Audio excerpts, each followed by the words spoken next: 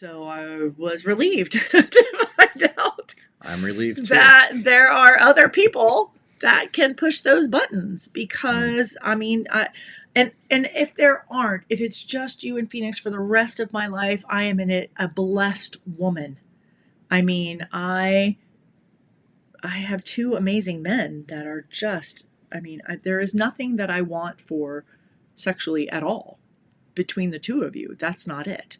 But there is just something different when it's someone new and someone that you haven't been with before, and you're finding all that stuff out and what works and what doesn't. And like with number two and I, because we clicked and we didn't know we were going to click, it was even more exciting, more tantalizing. Like, oh wow! And then it was like we couldn't talk enough. We couldn't get enough of understanding what each other wanted and what we wanted to try. What do you want to do? What do you? I mean, and it wasn't like anything crazy at all. And we didn't do anything. It was just regular, vanilla sex. Actually, quite honestly, but it was super passionate and super intense, and super a lot.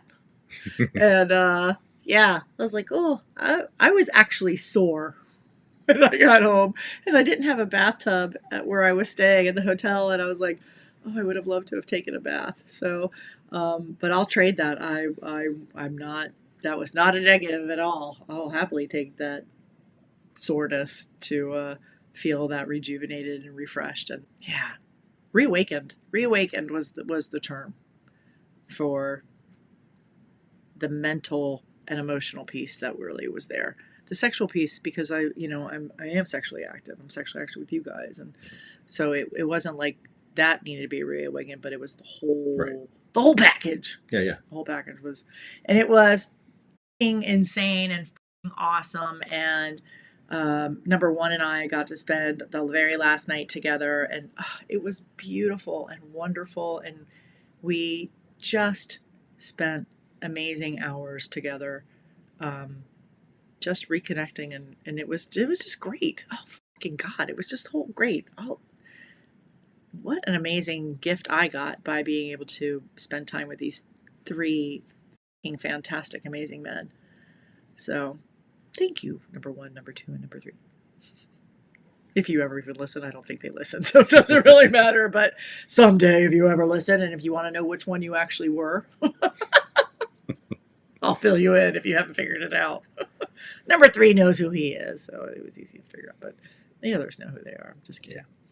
But anyway, so I wanted to share that with everybody, and I said to Tristan, I would really like to talk about this because it doesn't negate everything else, but oh God, it was so refreshing to have a window open for just a little bit of a while that I wanted to tell everybody else who's reached out to me and said, yeah, I feel the same way. If some just magically falls into your lap, go with it, because it was awesome. And it just reminded me that I am still here. I am still me. I'm still, what I want is still there. Having connections with amazing people is what I love in the lifestyle. And I had the opportunity to be with, like I said, three amazing men. And it was a gift. It was a real gift. So, yeah, that was my week last week. I was very excited the entire week, knowing this was going on and getting my updates and knowing that you were, and I could sense it, as I mentioned earlier. I could just sense that there was a weight lifted off of you and that you were enjoying yourself. Yeah. In all ways. And so that makes me happy. Thank you. It was wonderful. Kiss you for your support. You get a good kiss. Yeah, so that was it. So hot wife experience big time. And I did come home also and tell Tristan I will be doing more of that. Yeah. Told Phoenix too. And then we all started talking about maybe we all need some kind of solo-esque or reverse couple times to spend together. But I'm committed to doing this. Even if it's not, this was a fluke. This where you set something where I just tell the universe where I'm going and then people show up at your door, basically. That's wonderful. And universe, keep doing that. I'm totally down with it. It worked out great. Totally down with what you've got in store if it's something amazing like that. But it was being gone, being out, being by myself, having those moments to myself. I literally took part of an entire day and said, I need to do something for me. And it was nothing. I just sat in the room and did some reading that I wanted to do, did some journaling that I wanted to do. It's nothing that I can't do here, but it just felt different because I was kind of by myself and I could breathe. It had been a while since I felt I'll change. No, I'll say that you can't do here because when you're here, there's always something to do. True. And if it's not me in the other room, it's the kids in the other room, or it's Phoenix and Crimson, or our cats and dogs, or laundry, or there's always something to do. And when you're by yourself in a hotel room halfway across the country, 3/4 of the way across the country, none of that stuff's around. Right. So you can then just unplug and experience yourself. Right. So I did. I unplugged a lot. And I experienced a lot. And I kept going. Number 2 was he was not as well versed in dealing with women who sometimes and I kept saying there's no way I can continue to have orgasms and like this, and as dehydrated as I was, and we made a mess.